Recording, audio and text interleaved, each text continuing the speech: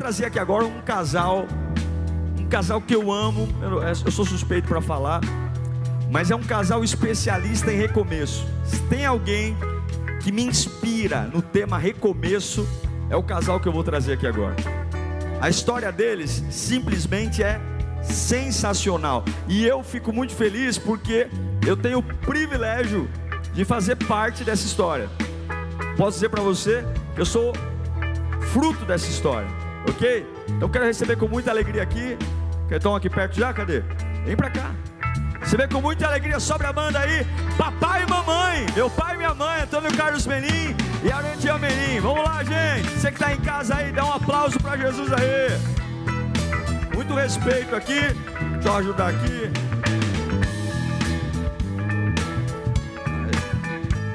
Aí. Senta aqui. Muito bom. Põe na marquinha aí, ó. Aê. Muito bem, muito bom, muito bom. Fazer igual o jogo agora. Ô, louco, hein? Tô ficando bom, hein? Tô ficando bom. Tudo bem, mãe? Tudo, boa noite. Tudo bem, pai? Tudo bom, graças a Deus. Então, para quem não conhece, minha mãe e meu pai, jovens assim, né? Jovens, lirianos desde o berço, né? Tem muita gente que me cobra no YouTube: pastor, marca um dia para o seu pai e para sua mãe testemunhar e falar um pouquinho. E hoje é esse dia. Aproveitei a live de lançamento aí do meu livro para a gente falar um pouquinho sobre recomeço. E se tem alguém que sabe o que é isso, são meus pais. Só para você entender um pouquinho a história deles, eu vou contar por cima e a gente vai conversar um pouco. Minha mãe foi diagnosticada ainda muito jovem, basicamente criança, né? 14 para 15 anos. 14 para 15 anos, com hanseníase, que é a conhecida lepra, né? A gente está falando de uma doença que foi diagnosticada em que ano, mais ou menos? Eu sou ruim de data. 76. 76, então, há de convir comigo que a medicina no ano de 76, muito diferente da medicina de hoje. Inclusive hoje existe cura para a lepra, sim, mas nós estamos falando de mais de 40 anos atrás, não existia cura, né? E a vida da minha mãe, a família da minha mãe foi muito impactada por isso, e por consequência, meu pai também, porque se conheceram no meio desse processo, tá bom? Mãe, queria ouvir de você, como que é para uma pré-adolescente de 14 anos se deparar com uma notícia de que você tem lepra. Queria que você abordasse um pouquinho como você recebeu essa notícia, quais foram os desafios e o que aconteceu dentro de você, se você tinha noção disso ou não tinha. Como é que foi aos 14 anos ter essa consciência, tô leprosa? Eu não tinha a mínima noção.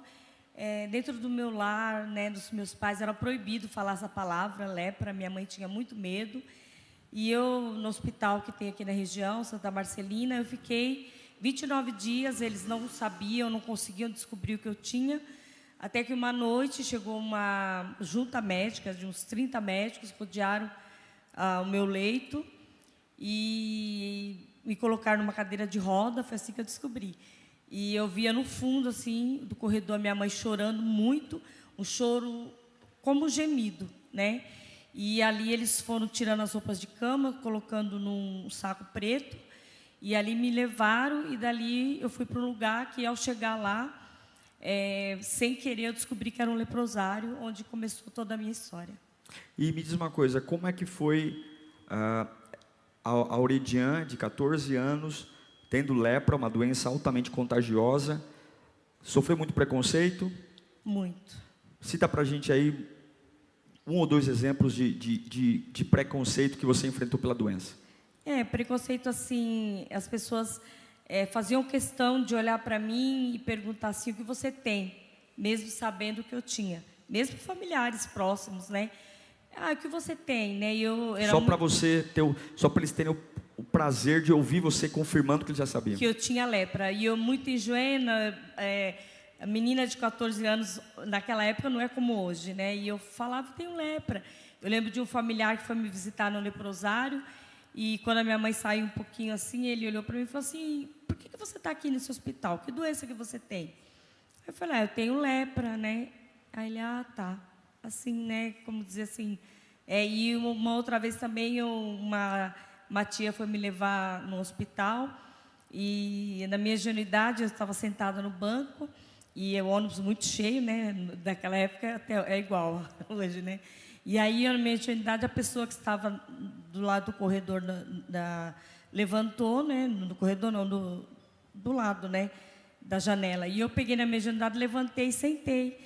E minha tia pegou e deu lugar para ela, que estava em pé. E ela ficou em pé, esperando, como se assim, deixar esfriar um pouquinho o banco. Meu né? Deus. Isso me marcou muito, né? Até hoje eu lembro. É muito forte, porque a pessoa, né, tá liberado do banco, não vou sentar porque... E aí você sabe que a pessoa poderia sentar e não está sentando porque não quer ter contato com o assento.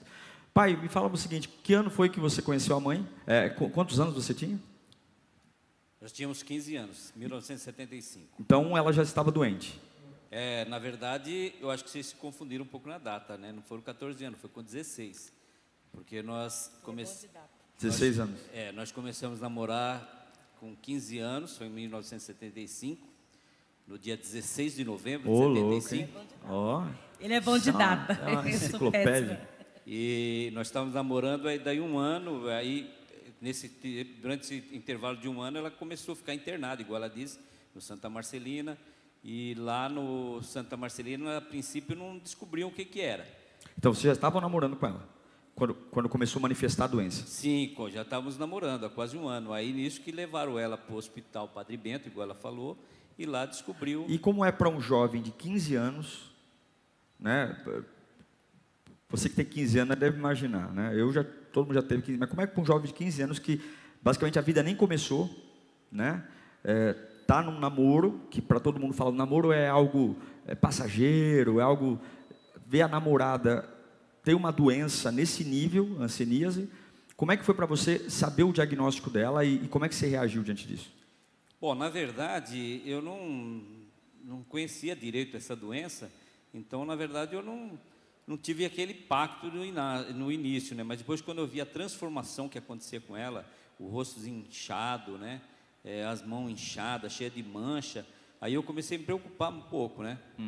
Com ela, mas eu amava ela, então, as garotas, eu acho que, na verdade, eu não sabia o que era o amor, mas eu tinha um sentimento muito forte por ela. Você ouvia das pessoas, depois que ela foi diagnosticada leprosa, você ouvia das pessoas conselhos como, por exemplo, cara, termina com isso, para com isso aí não vai dar futuro não. Isso partiu até de parentes, né? Até da família, tanto da família dela como da minha família.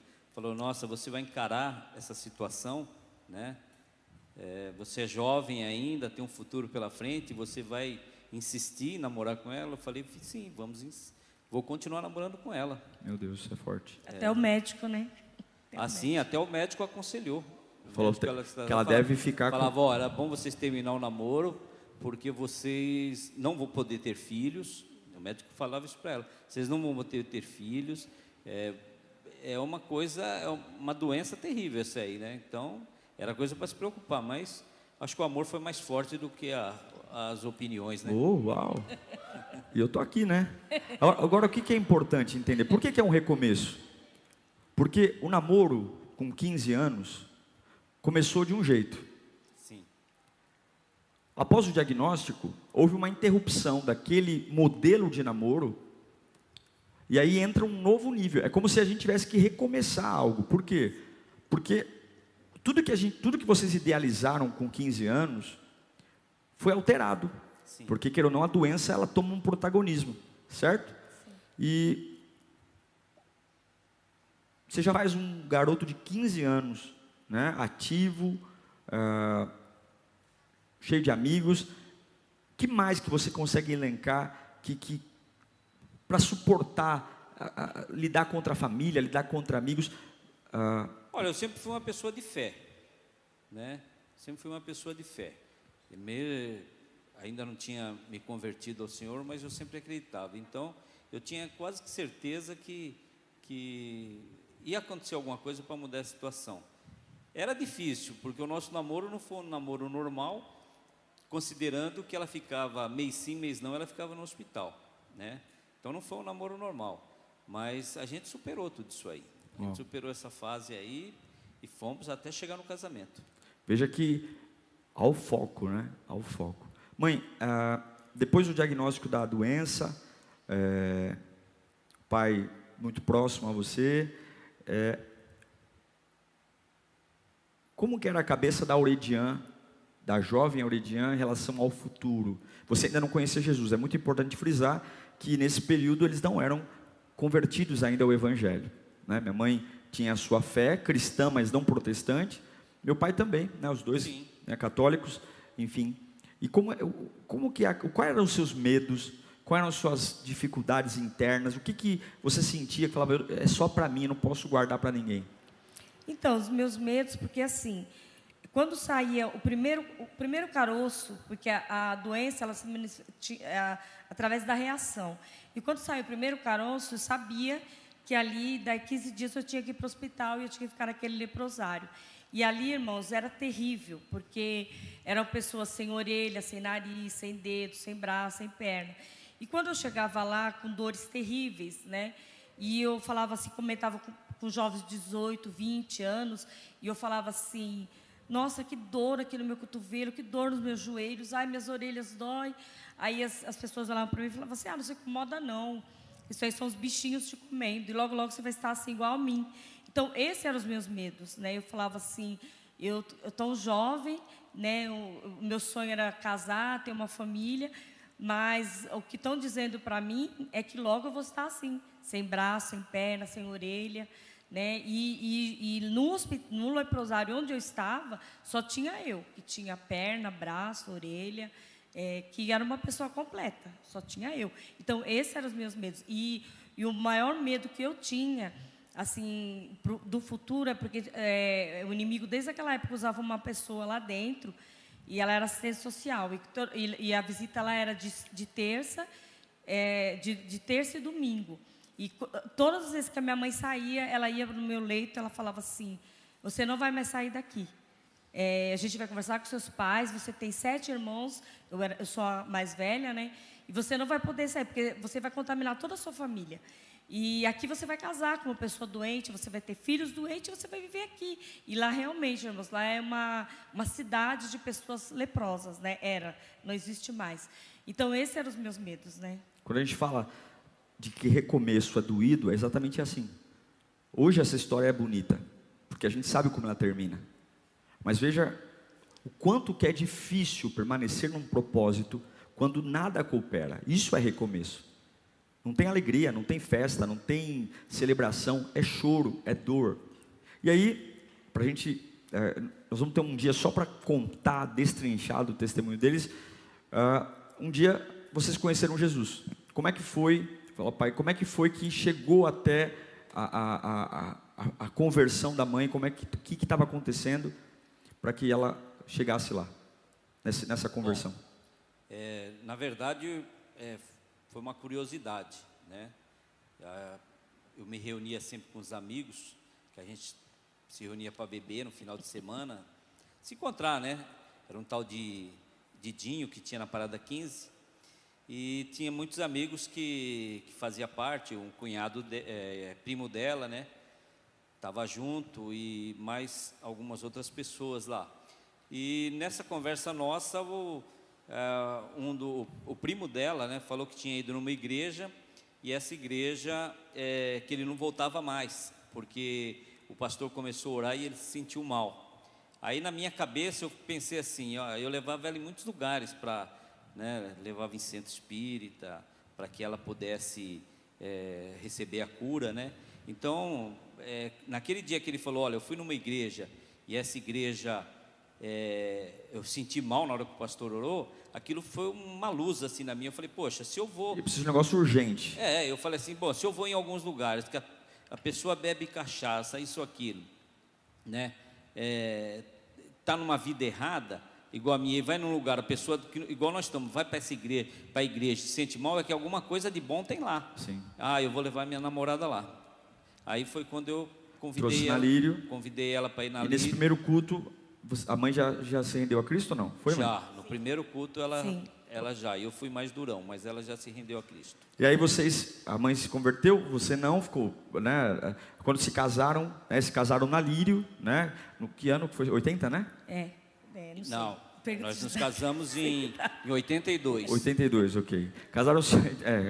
Se casaram em 82 e Eu sou ruim é de importante idade, lembrar gente. que meu pai levou minha mãe para a igreja para se converter, só que só ela se converteu, ele não, ele Isso, continuou ainda na vida bebendo, enfim, nada muito coisa de errado, mas Não, tinha só bebia só final de só semana. o final de semana e Socialmente. pulava um carnaval, né, pai? Pulava carnaval. É.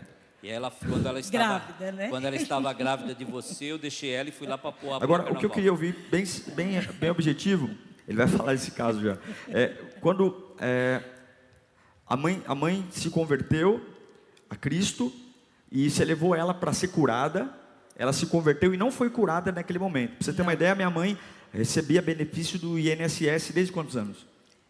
Desde os 18. Desde os 18 ela era aposentada pelo INSS por conta de hanseníase. E eu queria que você falasse para mim a lepra eu sei que não mudou quando ela se converteu, porque ela não foi curada de imediato. Foi curada, a cura veio depois. Mas o que nela você viu de mudança quando ela entregou a vida para Cristo? Olha, teve uma mudança muito drástica, né? O comportamento dela mudou muito. E eu vi assim, mesmo ela estando com aquela enfermidade, ela tinha uma fé muito grande. Então eu via nela que ela acreditava que Deus ia curar ela, né? Então era isso, uma fé muito grande que ela tinha. Eu ficava até impressionado. Eu falava, nossa, essa igreja está virando a cabeça da minha mulher mesmo. Né? Então, é isso aí. Eu achava que estava havendo uma mudança grande nela, né? Ok. E eu achava que... da onde que ela tirava aquela força, né? Porque eu não tinha me convertido ainda, eu não sabia. Não acreditava que Deus podia transformar tanto assim o coração dela, a fé, aumentar a fé dela e ela ter certeza que um dia ia ser curada. Então, Entendeu? se casou e ela virou uma pessoa diferente. Leprosa, mas diferente. Sim, na verdade a gente nem percebia, né? Só quem sabia que ela tinha mesmo, porque pelas atitudes dela, tudo, ela Se ergueu, comportava. né? Sim. Isso é muito importante, né? Fala muito a respeito do que eu vejo com os olhos fechados, né? Então a fé te trouxe uma perspectiva, a fé te Sim. trouxe você conseguiu entender que você poderia, ainda leprosa, Sim. ter um novo estilo de vida. Sim. Né? Eu falava com Deus, né? Eu olhava para o Senhor, eu falava, Senhor, eu quero te servir. E eu quero te servir, porque a palavra diz que a alegria do Senhor é a nossa força. Eu quero te alegrar para ter força todos os dias, até chegar o dia, porque eu sabia que ia chegar esse dia. Sim. Né? Eu sabia que esse dia ia chegar. Então, ir buscando força em Deus, e assim, o meu esposo, ele era uma pessoa assim, que ele não tinha se convertido, mas ele tinha uma fé. Então, essa fé dele também me ajudava. Uma coisa que eu achava, até hoje, né, que eu achava muito lindo, que tinha dias que eu não conseguia ajoelhar, porque meus joelhos ficavam enormes, irmão, gigante. Eu não tinha forças para ajoelhar. Só que eu queria orar, porque eu precisava daquele tempo com Deus. Então, ele falava assim para mim, eu não sei orar, né? E quando eu lembro disso, eu me emociono. Ele falava assim para mim, eu não sei orar, mas eu ajoelho e você ora, né? Então, ele ajoelhava por mim e eu orava, né? Então, foi assim, né? A gente sabia que nós estávamos recomeçando, que ia acontecer. E é o caminho mais difícil. Porque Ia o caminho mais acontecer. fácil não era isso. O caminho mais fácil era você ir para o leprosário e o pai seguir a vida dele, né? E assim, só uma coisinha que eu quero falar, que eu lembrei agora, que Deus é lindo, irmãos, Deus é lindo, que a partir do momento que eu me casei, Deus não permitiu mais que eu entrasse naquele leprosário. Mesmo eu doente, mesmo eu tendo dores terríveis, Deus não permitiu. Glória a Deus. Você que está aí vendo, vai observando que você tem que merecer o que deseja. Então hoje você olha para eles aqui sentados, enfim, mas veja que atrás dos troféus tem cicatrizes. Por isso que o recomeço ele é importante. É a difícil decisão de recomeçar. E aí o tempo vai avançando, nós vamos correr um pouquinho, se casaram, ok? Aí engravidou do Brad Pitt, aqui vos fala aqui, né? Engravidou. Para mim é. E quanto tempo de casado? A gravidez foi logo no ano seguinte, Foi, né? 7 meses, né? No ano seguinte. E aí, como é que foi, para você ter uma ideia, o único medicamento que tratava a lepra naquela época era o talidomida, que hoje, inclusive, é proibido por lei. Existem ONGs, né, de vítimas do talidomida. Era um medicamento que protegia a pessoa das crises da lepra, contudo, ela tinha uma série de efeitos colaterais, como, por exemplo, a deformação do feto, né, consumia os membros inferiores do feto, pernas, braços, nascia com vários problemas neurológicos, mentais, enfim. E aí, leprosa, o médico falou que a senhora ia casar e não podia ficar grávida. Foi, ele disse, primeiro não podia casar, aí ele falou assim, olha, você não pode engravidar, porque desde que eu comecei a tomar esse medicamento, era dado pelo governo, porque eu junto com esse tinha um outro medicamento e nós não tinha para comprar. E todas as vezes que eu fazia, tinha que fazer o teste de gravidez, porque não poderia, o governo não dava, se tivesse o risco de estar grávida, porque não poderia tomar, né? E ele falou, você não pode engravidar. E quando eu cheguei na sala dele, eu disse, doutor, eu estou grávida, porque eu disse para Deus assim, Senhor, que eu sabia do desejo dele, era muito grande de ser pai, né? E eu disse assim, Senhor, se eu nunca tiver um filho, eu nunca vou te cobrar. Mas se eu tiver, eu sei que eu sei aonde o Senhor vai levar esse filho. Eu dizia isso para Deus, né? Foi um desafio de fé tremendo também. E aí foi quando eu disse para o médico, falei, doutor, eu estou grávida. E ele ele levantou a cabeça, olhou para mim e fez assim. E nem quiser agora, o problema é seu. E como é que era, pai, para você? Como é que foi essa gravidez? Foi conturbada? Foi tranquila? Como é que foi ela grávida, leprosa, sendo que a medicina tinha dito que as duas coisas não eram compatíveis? Ou tomava o talidomida e cuidava da lepra, ou engravidava. Duas coisas não davam, porque se tivesse dois juntos, ia dar problema. Como é que foi a gravidez dela, assim, você olhando ao lado? Então, foi preocupante, né? A gente sabendo de todos os problemas, a gravidez foi preocupante. Agora eu, assim, não sofri tanto, né? Eu acho que quem sofreu mais foi ela, né? Então, mas a gente sempre ficava preocupado, mas com cuidado. Ela logo também fez um propósito e jogou todo o remédio fora, né? Jogou todos os remédios no vaso, foi isso? Então, logo que porque foi assim. Vai pegando aí, ó. Toda a história dela é de recomeço. Na verdade, eles não queriam nem fazer o meu pré-natal, né? Devido a essa questão. E quando eu fui no posto de saúde, deu alteração, né? Nos meus exames. Só que eu não quis falar o que era. E o médico virou para mim e falou assim, você tem sífilis. E eu sabia que eu não tinha sífilis, eu sabia o que era, mas eu não falei nada. E ele me deu uma mala de remédio, falou assim, olha, você vai para casa, você toma isso aqui. E ele olhou para mim e falou assim, você me promete que você vai tomar isso? Eu falei, prometo, porque eu não ia ficar explicando para ele o que eu tinha. Porque eu não sabia nem como explicar aquilo para ele. Eu cheguei em casa, peguei aquilo e joguei tudo fora. Falei, Senhor, eu não vou tomar, porque eu sei o que eu tenho. E eu não tomei. Os meses foi passando, como eu naquela época não fiz ultrassom, não fiz nada. Irmãos, eu não fiz nada. E aí, foi um dia, eu voltei lá e ele falou assim, você ainda está grávida, você ainda está com essa criança já passou muito do tempo de nascer. E ele me fez um raio-x e falou, vai para o hospital agora. E aí foi quando começou toda a correria, tudo.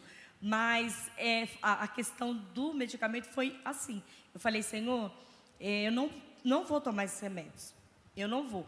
E eu fui abrindo no vaso sanitário, fui rasgando, jogando, falando assim, Senhor, agora eu e o Senhor, eu e o Senhor, eu e o Senhor. Irmãos, e não é uma coisa assim que, acabou, né? Um milagre, não.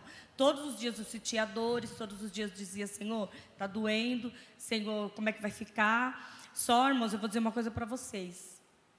9 meses não, né? Foi bem mais 9 meses, 10 meses, né?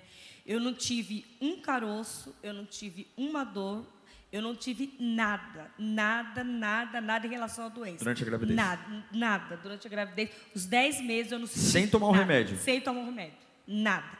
O dia que nasceu, nessa criança abençoada nasceu, aí voltou tudo. Meu Deus, entendeu? Isso é milagre. Então, assim, quando eu disse para Deus, o Senhor vai me sustentar, aí foi quando Deus começou o milagre. E lembrar que, de quantos meses, mãe, eu nasci? 10. Nasci 10 meses, né? Só acrescentando, no dia 15 de novembro, né, de 83, quando você, quer dizer, no dia 15 de outubro, dia 15 de outubro, eu estava saindo de férias, era meia-noite, eu estava no meu serviço, quando me avisaram que estava na hora dela ir para o hospital, dia 15 de outubro. Aí, os colegas que estavam comigo de serviço, já pediram autorização, vieram me trazer até em casa, e como o médico lá tinha dito que ela tinha que ganhar nenê lá no Padre Bento, né? Aí saímos daqui, fomos para lá, chegou lá, falaram que não era no Padre Bento, era no Maria Estela. Estela Maris. Aí levamos lá, o médico, aí eles me deixaram lá, meus amigos foram embora. Aí ela ficou lá internada, e o médico olhou, falou, não está na hora de nascer ainda, pode voltar para casa. Meu Deus. E já era os 9 meses. Já era os 9 meses, a dor que ela teve foi a dor do parto, dia 15 de outubro de 83. Aí, durante um mês, eu fiquei levando ela no hospital. No dia que eu ia voltar a trabalhar, no dia 16 de novembro, aí tive que levar ela de novo, porque aí o médico do posto de saúde falou, se ele falar que não está na hora, manda ele olhar o líquido. Aí chegou lá, o médico falou, pode voltar para casa, está na hora. Falou, doutor, o médico que me fez o pré-natal falou para o senhor dar uma olhada na bolsa. Ainda 16 de novembro, mandou voltar de novo. Mandou voltar. De 11 meses, então. Isso.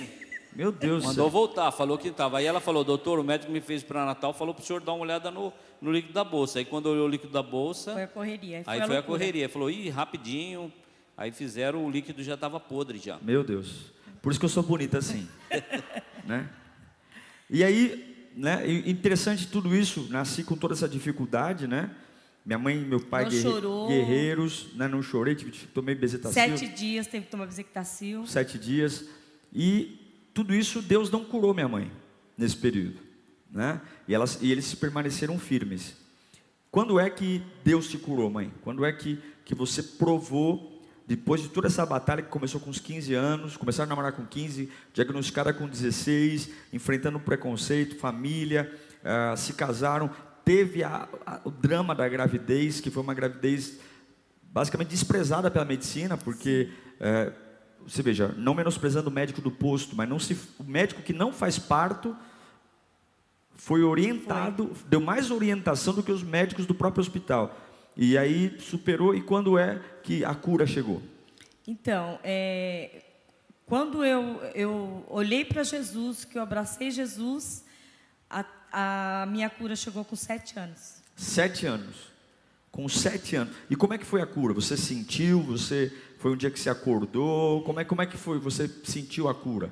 Você falou, não tenho mais lepra. Então, a minha cura chegou a partir do momento que eu não precisei mais, que eu olhei para mim e falei, acabou. Porque eu tinha muitas dores. Era dores assim, de chegar a ponto da loucura mesmo, né? Tanto é que eu tive que operar o braço, cortar um pedaço aqui do nervo, porque a dor era, ele sabe, era dores assim que eu tinha que morder um tecido, porque era muita dor, a beira da loucura. E acabou tudo. E aí a senhora foi, para resumir, foi até o INSS? Aí tinha que... foi quando o Collor, né, entrou, e tinha que fazer o... como que é recadastramento? Todo mundo tinha que passar por uma perícia. Perícia, isso. Aí eu falei, como é que eu vou chegar lá e falar... Continue, se eu estou curada, né? Se eu estou curada. E aí... Acabou o benefício. Acabou o benefício. Tem que acabar. Na verdade, quando ela chegou, ela falou para mim no caminho. Nós conversamos, falamos, como é que é? Você vai perder essa aposentadoria? Aí eu falei, ela falou assim, ó, se eu chegar lá e o médico perguntar para mim, vai fazer exame?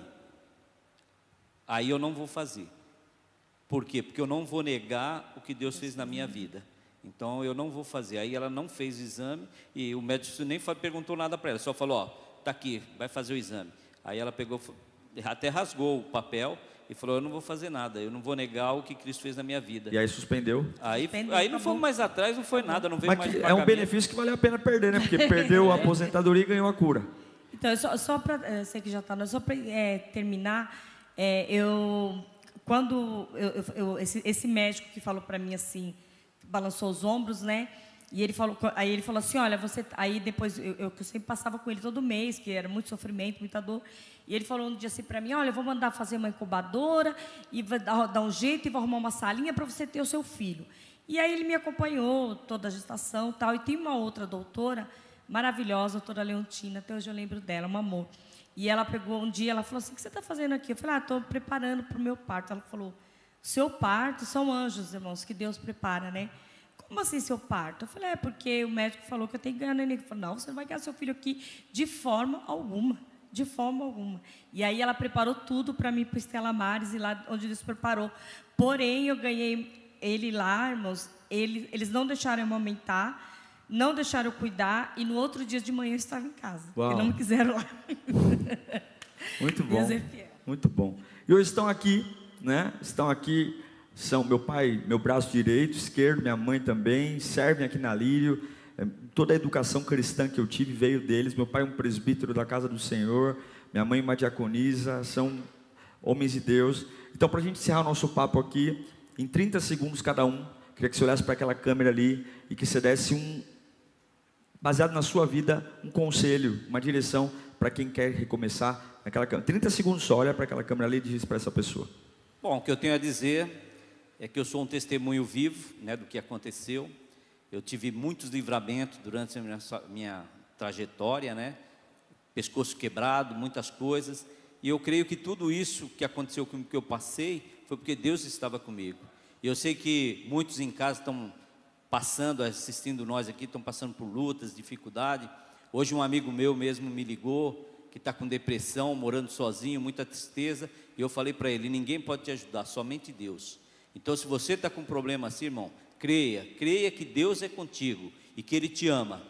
Mesmo você não fazendo as vontades dEle, mas Ele te ama, tá bom? Aí se você abrir seu coração e se entregar a Ele, eu creio que coisas maravilhosas Ele vai fazer na sua vida. Muito bom. Bem? Muito bom.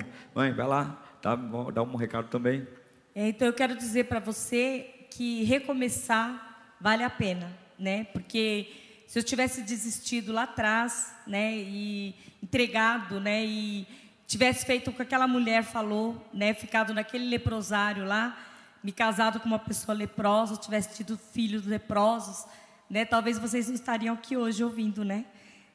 O Diego. Então vale a pena recomeçar. Uau. Vale a pena. Muito bom, você pode dar um aplauso aí. Então com vocês, meu pai e minha mãe, vamos lá. Cadê a banda aí? Entra aí, vou dar um abraço aqui. Como é pai e mãe, posso dar um abraço aqui? Aê, muito bom, obrigado por terem vindo aí. Muito bom.